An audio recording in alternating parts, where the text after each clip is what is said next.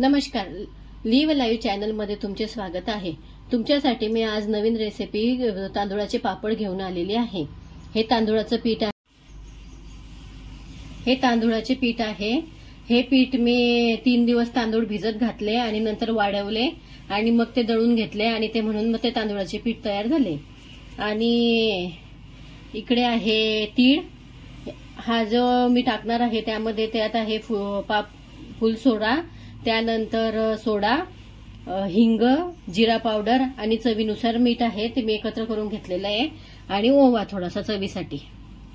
गरम पाणी मी यात ओतते आहे। मी हे माझं पीठ हे एवढे 2 भांडे 1.5 भांडे पीठ आहे, म्हणून मग मी अजून अर्धा भांड पाणी घालते त्यात।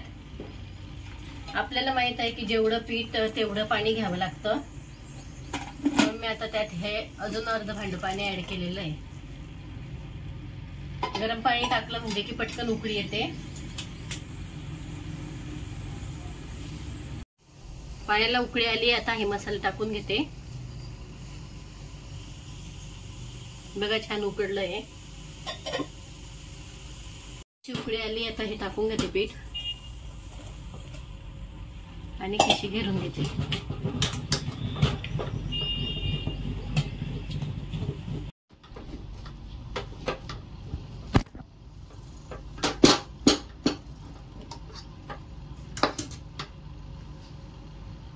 लगेच गॅस बंद करून देते आणि ते एका पॉलिथिन वरती काढून घेते। थोडं पॉलिथिनला तेल लावून घ्यायचं।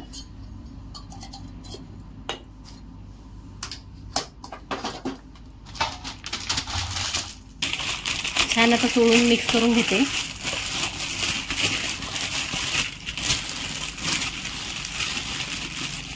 पीठ खूपच गरम आहे।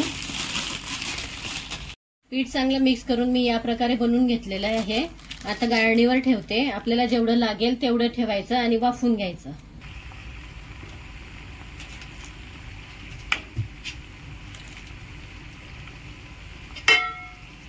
एक 2 मिनिटं चांगली वाफ येऊ देते।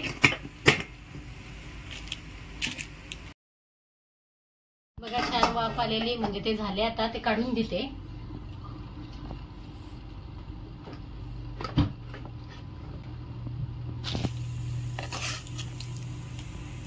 छान मस्त झाले पीठ। आता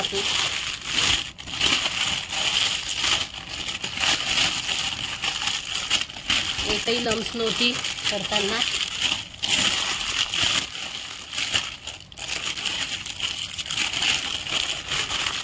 इथे छान असे छोटे छोटे गोळे करून घेते।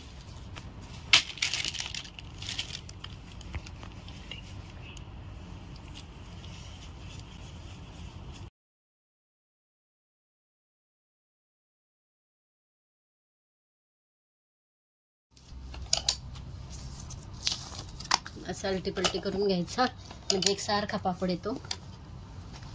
बघा सारी साईड एकदम मस्त आलेली आहे, कुठे जाड बारीक नाहीये आणि दिसायलाही छान आलाय, कलरही मस्त आलेला आहे।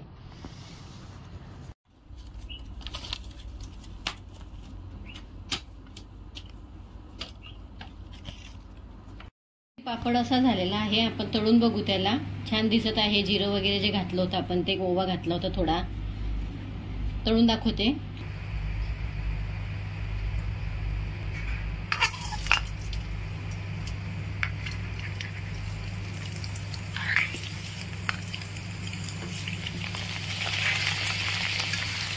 बघू शकता पापड छान 3 पटीने फुलून गेलेला आहे।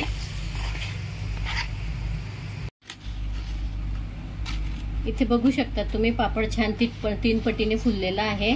याच पद्धतीने पापड करून बघा। तुम्हाला माझा व्हिडिओ आवडला असेल तर लाईक, शेअर, सबस्क्राईब नक्की करा। धन्यवाद।